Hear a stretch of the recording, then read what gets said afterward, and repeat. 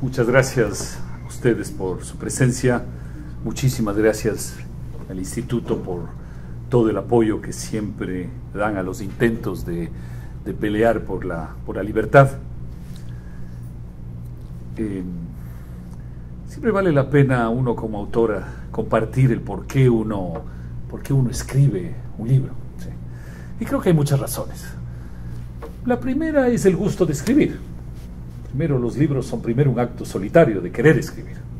Tal vez bien, tal vez mal, cada uno juzgará, pero es el gusto de poder escribir y el gusto de poder compartir, de abrir discusiones, de dialogar. Y sobre todo en países como los nuestros, donde cada vez se pierde más la capacidad social de discutir, creo que es muy importante seguir intentándolo, aunque no tengamos necesariamente mucho éxito, ¿no? En el Ecuador el diálogo va desapareciendo, diálogo de fondo.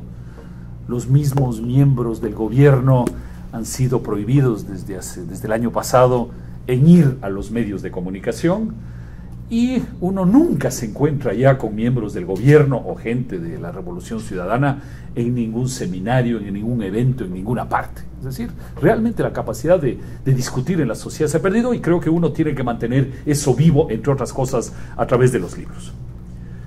Luego, la segunda razón es que los libros son un acto de vanidad. Todo libro es un acto de vanidad. Uno cree que tiene algo que decir a los demás, y es ese acto de vanidad que son los libros. También es un acto un poco de masoquismo, ¿sí? De uno querer dejar plasmado en blanco y negro para que le den palo, para que le critiquen, para polemizar, que sí es agradable. En fin, hay un poco de masoquismo cuando uno escribe, ¿sí? Hay un poco también la famosa frase de Borges, de que uno debe publicar los libros para dejar de corregirlos, ¿sí? Y es una gran verdad. Uno seguiría corrigiendo los libros si no los publica, ¿sí? Pero creo que en el contexto actual en el Ecuador hay más que eso, ¿sí? Y yo creo que hay al menos dos cosas que son muy importantes. La primera tiene que ver con el momento. El próximo domingo, de mañana en 8, hay elecciones en el Ecuador, y creo que es muy importante participar de alguna manera en ese debate, compartir ideas, y tratar de hacer verle a la gente la realidad de las cosas en un país donde vivimos un enorme espejismo mental. Y la otra es justamente basado en este espejismo mental. Creo que es muy importante dejar las cosas en blanco y negro para la historia y para la memoria. Mañana se dirán muchas cosas. Mañana, cuando pase la buena racha que tú mencionabas, Guillermo, y cuando las cosas vuelvan a su cauce más normal, sí creo que es importante poder decir a la gente: aquí estaban las cosas, usted pudo haberlas leído, usted pudo haberlas pensado. No diga que nadie le dijo. No, hay muchas personas que hemos dicho las cosas, y creo que ponerlas en blanco y negro es muy importante. Porque los populismos siempre terminan igual. Generalmente el ciclo de las economías es que los populistas se sirven, más bien dicho, los ortodoxos les sirven la mesa a los populistas, ¿sí? Generalmente les dejan la mesa servida con reservas internacionales, con economías que no funcionan demasiado mal, con deudas que van decreciendo, y esa es una mesa servida maravillosa para los populistas, que si además de eso se les agrega la suerte, como en el caso del Ecuador, de un precio del petróleo que está por los $100 en lugar de $20 del pasado, entonces esa mesa se ve doblemente servida. Pero los populistas inevitablemente van vaciando esa mesa que reciben servida, y algún momento los países tienen que pagar la factura de eso. Y en ese momento, por eso digo, los libros son importantes para podernos decir: sí se dijo, sí se dijeron las cosas cuando sucedían y cuando había todavía el espejismo. Esas son las razones de escribir un libro como este. Y por eso el título también del libro: Tanto para tan poco. Y el subtítulo del libro, que no está en la portada sino en la primera página interior, que dice: tanto dinero, tanto poder y tanta propaganda. Porque esa creo que es la esencia de la Revolución Ciudadana. Han tenido tanto dinero, han tenido tanto poder y han generado tanta propaganda para llenar la mente de los ecuatorianos, para generar tan pocos resultados. ¿Por qué tanto dinero? Porque lo acabo de mencionar. Cuando el precio del petróleo sube 3, 4, 5 veces, Obviamente, la economía y el gobierno han tenido en estos años 60.000 millones de dólares más que en periodos similares los gobiernos anteriores. 10.000 millones de dólares al año. 10.000 millones es alrededor de un 10 a 15% del Producto Interno Bruto. Es decir, es un dinero enorme que ha caído sobre la economía ecuatoriana. Y los resultados económicos son muy pobres. El crecimiento es menor que antes. La reducción de la pobreza es exactamente igual, a pesar de tener tantos recursos, que en gobiernos anteriores. La inversión privada ha disminuido, es decir, no tiene una gama de indicadores económicos, puramente económicos, que nos muestran que realmente es tanto dinero para tan poco. Pero luego hay el tema del tanto poder. Y hay tantos ejemplos en estos años, y voy a compartir simplemente unos dos entre tantos ejemplos que hay. Uno es este tema que tanto se ha comentado de los juicios y la pelea del gobierno contra los medios de comunicación. Ahí tenemos el juicio contra Emilio Palacio, que por haber dicho una frase que en otros países sería tomada por los gobernantes como una frase absolutamente sin importancia, le generó un juicio de 80 millones de dólares y el riesgo de prisión por 3 años. Hay el caso de los muchachos periodistas que publicaron este libro del el Gran Hermano, donde se develan una serie de elementos del poder y la manera como se ha manejado el poder, y que tuvieron también su juicio, sus 10 millones de dólares de juicio, su riesgo de ir presos, que obviamente, como muchas veces sucede con estos poderes, al final el poder decidió ser magnánime y perdonarles, ¿no? Es como ¿cuál Luis era que daba justicia debajo de Luis IX, Luis XI, que debajo del árbol se sentaba a dar justicia? Bueno, ahora estos gobiernos lo que hacen es eso, deciden cuando atacan, deciden cuando retroceden y deciden cuando perdonan a la gente. Y también la prensa se ha comentado menos, pero es un tema muy importante, es un ataque reciente del gobierno al diario La Hora, que lo único que hizo es recoger las estadísticas sobre la propaganda oficial hechas por una institución externa y respetable como Participación Ciudadana, y el gobierno le atacó a La Hora por haber reproducido y haber citado esa fuente por un criterio bien peligroso, y el criterio es que esa fuente es una fuente enemiga del gobierno. Entonces es extremadamente peligroso cuando tú llegas a ese punto, que ya ni siquiera es lo que tú dices, sino lo que dicen terceros y tú citas, pero porque es una fuente que al gobierno le parece que es una fuente enemiga del gobierno. Hay todo este tema de la prensa y hay todo el tema alrededor de la justicia. Ustedes recordarán, en estos días se acaba de casi clausurar este envío de drogas que se hizo en el Ecuador a través de la valija diplomática, lo que se llamó la narcovalija. Pues resulta que en Italia, en 10 meses, encontraron 2 ecuatorianos culpables, les enjuiciaron y les sentenciaron. Y en esos mismos 10 meses, en el Ecuador no han encontrado a nadie vinculado a este proceso de la narcovalija. Ya el fiscal de la Nación decidió que no hay culpables en el Ecuador y que se ha clausurado el tema. Este señor Lor, según la Fiscalía del Ecuador, este señor Lor, que aparentemente es el único responsable de todo, él iba al Ecuador, iba a Italia, llevaba la droga, traía, se contactaba. Pues yo les recomiendo a muchos de ustedes que son empresarios, yo les recomiendo pues que cuando este señor Lor salga de la prisión, le contraten, ¿sí? Porque aparentemente es un hombre extraordinariamente eficiente. Él solo hizo los contactos en el Ecuador, hizo los contactos en Italia, llevó, trajo, recibió. Creo que es admirable la eficiencia de este personaje. En el Ecuador se ha dado baja. La Fiscalía decidió que nada ha pasado en la narcovalija. Pero también hay este tema de la justicia, donde las cifras también que presento son claras y contundentes. Cuando hace año y medio se iba a nombrar a los jueces de la Corte Suprema, bueno, ahora tiene otro nombre, pero no importa, es la Corte Suprema, y estaban clasificados, digamos, para la fase final, iban a ser nombrados 24 jueces, 12 principales y 12 suplentes,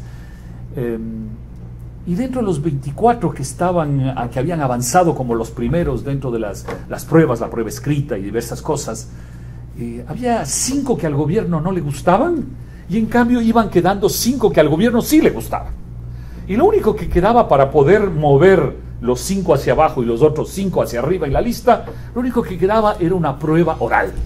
Era una conversación, como en esta sala, una entrevista entre los 3 miembros, que eran de los miembros del gobierno que iban a escoger a los miembros de la Corte Suprema, y venía el candidato y se sentaba a conversar con ellos 1 hora sobre temas generales de la justicia. Y lo que el gobierno necesitaba es que los 5 que estaban abajo sacaran al menos 8,5 sobre 10, y que los que estaban arriba sacaran menos de 3 sobre 10. Y lo que sucedió es exactamente eso. Los 5 que había que sacarlos, el que necesitaba sacar, digo la cifra general, está más preciso en el libro, el que necesitaba sacar 1,80 sobre 10 para ser eliminado, sacó 1,79.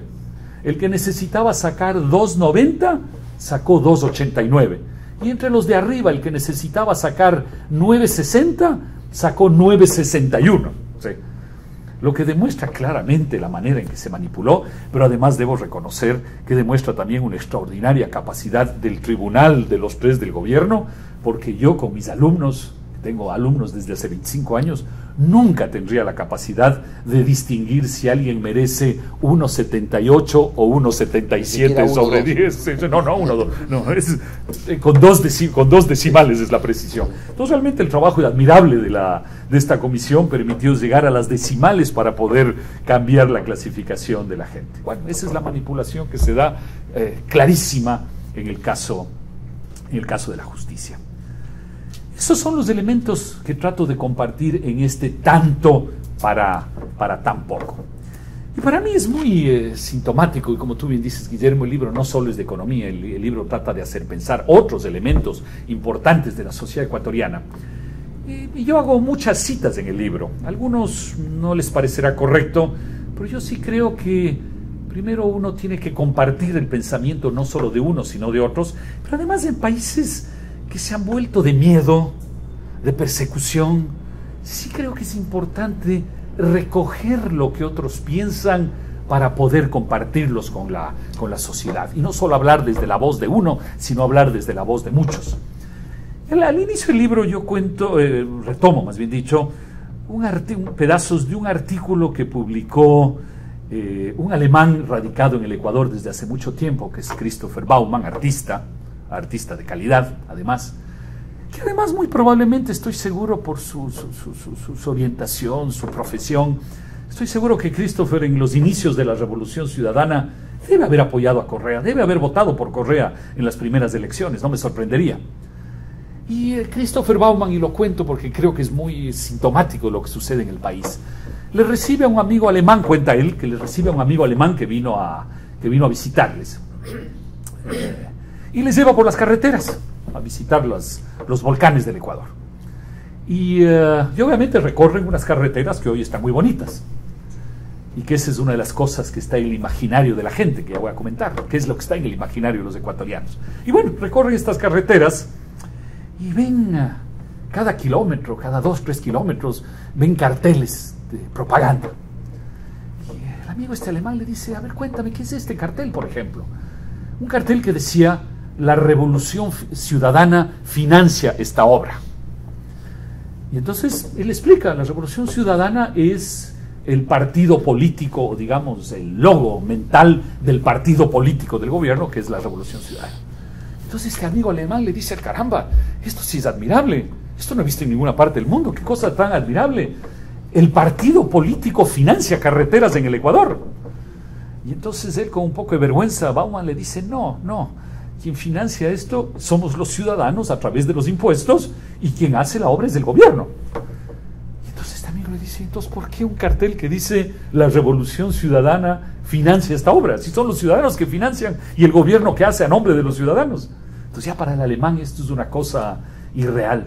Y él le va contando a sí mismo los demás carteles que hablan de la educación y de mil cosas, todos en este espíritu de manipulación, que el alemán dice, no entiendo cómo se le puede manipular a la gente de esta manera. Y terminan, ya dicen, mira, ya estamos cansados, ya hemos conversado mucho de estos temas de los carteles, vamos a tomarnos una cerveza y olvidémonos de esto y hablemos de otras cosas. ¿Sí? Y ese rato dice, sí, se bajan del auto Y ese momento Christopher le dice al amigo alemán, no, hoy es domingo, no podemos tomar cerveza porque en el Ecuador es prohibido tomar cerveza los días domingo públicamente. Entonces ya para el amigo alemán eso fue el acabose de la sociedad ecuatoriana. Pero es eso. Pero esta historia nos refleja las dos cosas que vivimos en el Ecuador, ¿sí? La manipulación del Estado, el Estado que se mete en todo y se vanagloria de las cosas que hace con el dinero de la gente, y esa aura del poder encima de la gente. Y lo segundo es la enorme intromisión del gobierno en la vida diaria de los ciudadanos, en decidir lo que los ciudadanos hacemos o no hacemos. Y eso obviamente tiene un trasfondo doble. Por un lado, el trasfondo de poder. Estamos ante un movimiento que quiere el poder como lo quieren todos los políticos, pero quiere perpetuarse en el poder como quieren perpetuarse generalmente los políticos en nuestros países, lo que es extremadamente grave. Y lo segundo es que detrás de esto hay una visión del mundo, que es la visión del mundo de los buenos y los malos. Generalmente los malos están allá.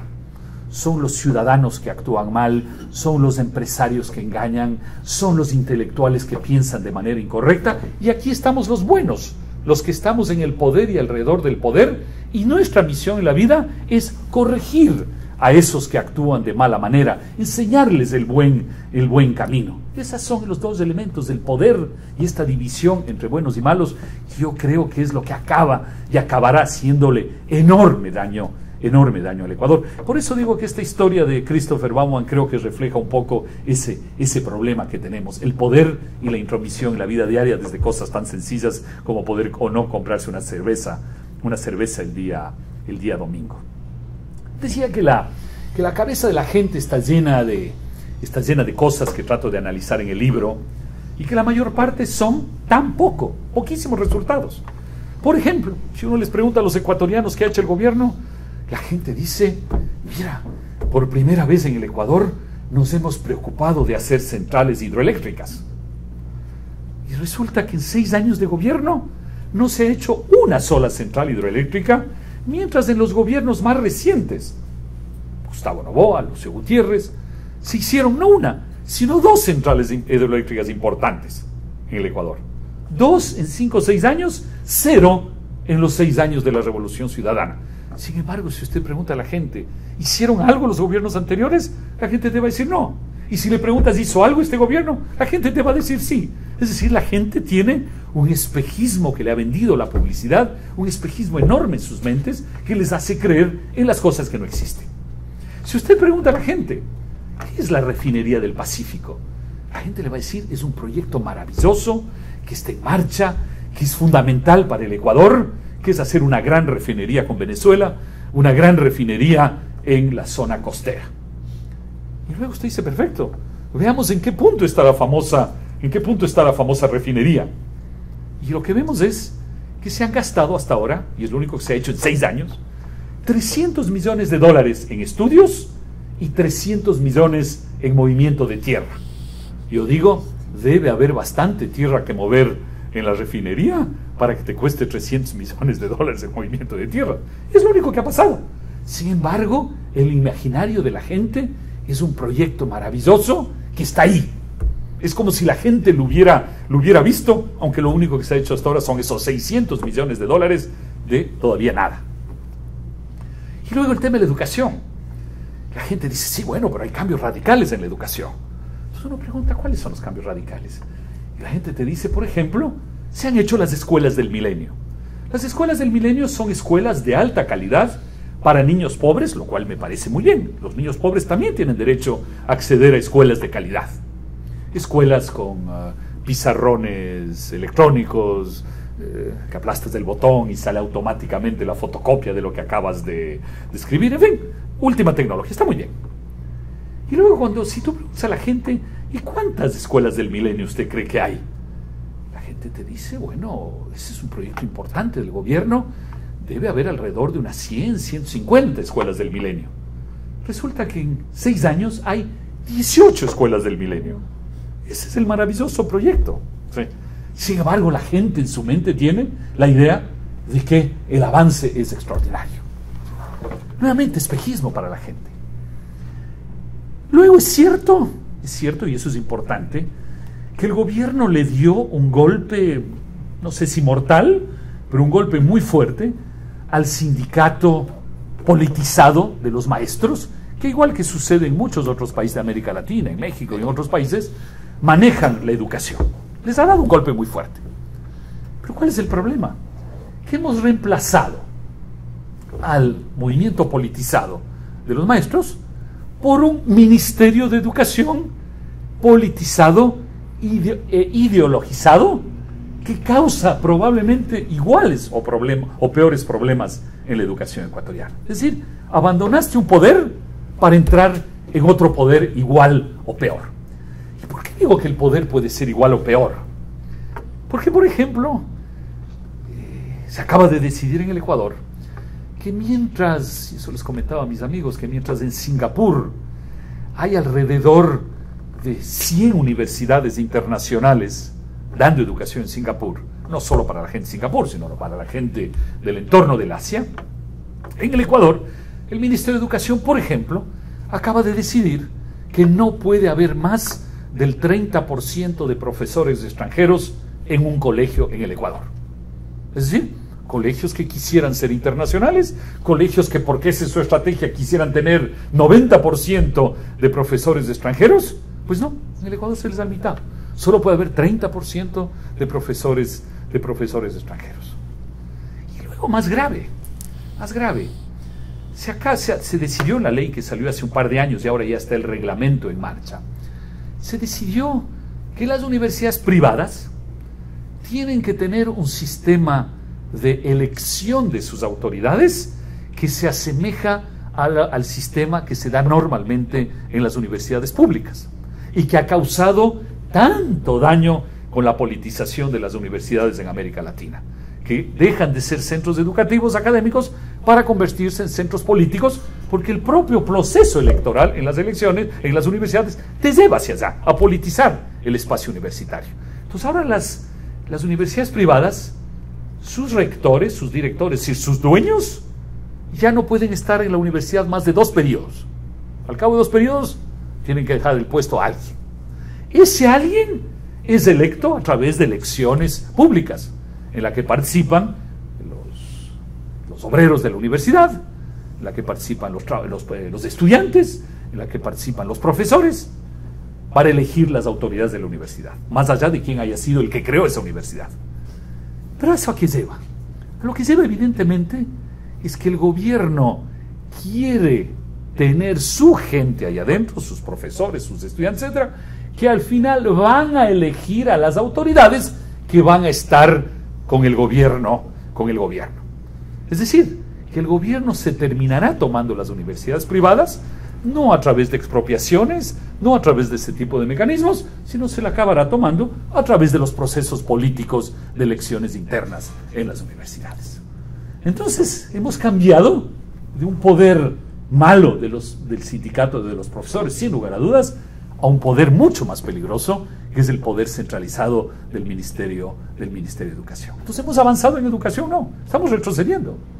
Estamos invirtiendo más dinero, ciertamente. Y en el libro muestro algunos estudios que no son míos, sino de diversas personas, donde se ve que lo que ha cambiado en la educación son las curvas de presupuesto. Sí, han cambiado de tendencia radicalmente. Pero luego, cuando uno va a ver las curvas de otros factores que tienen que ver con la calidad y el impacto de la educación, vemos que las curvas son exactamente con las mismas tendencias que tenían antes. Es decir, estamos gastando mucho más para obtener resultados similares a los que se obtenían en gobiernos anteriores con mucho menos recursos. Eso es lo que está sucediendo realmente en la mente en el Ecuador. Yo creo que eso he dado algunos ejemplos de lo que trato de compartir en el libro. ¿Qué ha pasado en estos 6 años en el Ecuador? Hay un deterioro. Yo digo en alguna parte en el inicio del libro que lo que ha sucedido en el Ecuador, desgraciadamente, es que sí, se han hecho un par de obras más, pero se han profundizado los defectos profundos de la sociedad ecuatoriana. Que hablábamos el otro día, de que yo creo que en parte los defectos profundos de nuestras sociedades vienen en gran parte de nuestra herencia española y en gran parte también de nuestra herencia francesa. Creo que entre franceses y españoles nos han mandado una serie de elementos culturales y genéticos negativos. Pues bueno, es lo que se ha dañado, yo creo, y es lo grave en la sociedad ecuatoriana. No es lo que vemos eventualmente de un par de obras más o un par de obras menos. Es acentuar los defectos más profundos de nuestra sociedad y nuestras sociedades, como tú decías, porque eso se aplica por igual a otros países. Que es, por ejemplo, nuestra dependencia mental en los mesías salvadores. Esta esperanza de que llegue alguien y con una varita mágica y sin mucho esfuerzo y sin mucha responsabilidad, que ese alguien nos resuelva los problemas. Eso en el Ecuador existe hoy mucho más que antes. Hoy hay mucho más ecuatorianos que son dependientes de la acción del gobierno. Unos, las personas más pobres, porque reciben un bono mensual. Otros, empresarios, porque su principal fuente de contratos y de negocios es el gobierno. Otros, en muchos casos, familias de recursos interesantes, que por ejemplo aprovechan las becas gratuitas del gobierno para mandar a sus hijos a estudiar en el mundo. Pero eso genera una enorme dependencia de todos en la sociedad, de las dádivas que da el gobierno, y te crea una mentalidad de que por fin hay alguien que me está dando las cosas fácilmente y gratuitamente. Ese es un daño profundo en nuestra sociedad, este espíritu mesiánico. Hay un daño profundo, y lo decía antes, en las instituciones. Es cierto, y en eso el gobierno tenía razón, de que las instituciones en nuestros países estaban manipuladas. La justicia estaba en manos de los partidos políticos, el comercio exterior manipulado por los exportadores, la política económica manipulada por los banqueros, etcétera, etcétera. Pero hemos pasado de una situación en la cual habían muchos que manipulaban muchas cosas, es decir, cada uno manipulaba un poco, a una situación donde tenemos ahora uno que maneja y manipula todas esas instituciones. Lo anterior era malo, lo actual es aún peor. Ese es el problema del deterioro de las instituciones. Y por último, hay una profunda división en el país, y eso es gravísimo. La misión de los líderes es unir, y lo que hoy tenemos es una profunda desunión en el Ecuador. El otro día un amigo me decía, mira, yo salgo a pescar, ahí cerca de Guayaquil, salgo a pescar desde hace 30 o 40 años, no sé exactamente dónde, en algunos de los ríos, en algunos de los afluentes, porque en alguna parte. Y me decía, yo siempre me he acercado a un lugar donde hay desagües, porque donde hay desagües, pues los peces se concentran un poco más. Y lo he hecho durante 30 o 40 años. Y me dice, el otro día fui a hacerlo, y estaban los trabajadores ahí de ese lugar, que siempre han estado, y cuando me acerqué me dijeron que no me podía acercar. Y yo les dije, ¿por qué? Son 30 años que vengo aquí, no hago daño a nadie, los peces simplemente se concentran un poquito más en esta zona donde ustedes están trabajando. Y los trabajadores le habían gritado y le habían dicho, sí, son 30 años que ustedes los ricos vienen a aprovecharse y pescar aquí, pues eso se ha terminado. Ustedes ya no van a poder aprovechar de eso. Y los pocos peces en un estanque, en un río, donde sea, que no tiene la más mínima influencia sobre nadie. Ese es el país que se ha creado de enormes divisiones tremendamente peligrosas para el país. Eso es lo que yo trato de compartir. Trato de ser objetivo, y por eso hice un libro de formato quizás no muy práctico. Ahora que estamos acostumbrados a llevar las cosas en el bolsillo, el iPad en el bolsillo, el libro no es de un formato muy práctico. Pero como he introducido muchos gráficos, eso me parece que en un formato diferente iban a ser imposibles de ver. Y bueno, también hay un poquito del gusto personal de uno decir, bueno, quiero hacer el formato del libro que quiero hacer. Y hacer un poco diferente de los otros libros que he hecho en el pasado. Es lo que trato aquí de compartir. Lo que yo veo, pienso, y muchas otras personas piensan, por eso recojo ideas de otros también con mucha frecuencia, lo que piensan sobre estos 6 años de la Revolución Ciudadana, y dejar para la memoria un testimonio de muchas cosas que yo creo la gente con el pasar del tiempo hoy no se da cuenta, pero luego se dará cuenta que están ahí presentes, pero quizás invisibilizadas por los espejismos del poder. Así que muchísimas gracias por su presencia.